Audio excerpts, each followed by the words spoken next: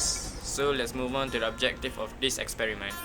The objective of this experiment are to record the possible of odd numbers that occur after we roll the die, and to calculate the probability of odd numbers that occur from our experiment.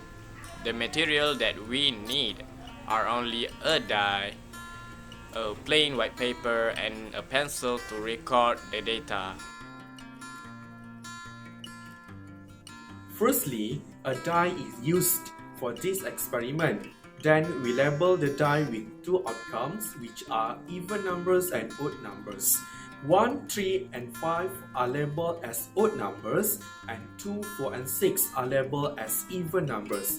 After that, rolling the die for 10 trials, and then record and write the possible outcomes. Next, record and write the odd numbers from the outcomes, adding all the odd numbers that occurred and divide it by sample space to calculate the probability for 10 trials.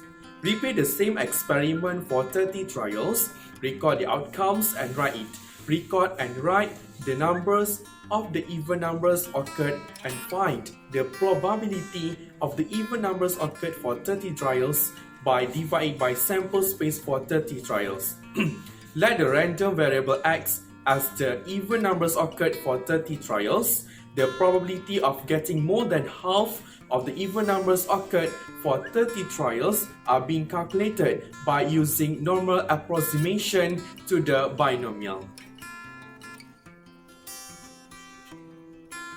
Alright, let's move on to approximation. What is normal approximation to binomial? It is when n is large and p is no extremely close to 0 or 1. The binomial is nicely approximate to the normal distribution with mean equals to np and variance equals to npq, where q is equals to 1 minus p.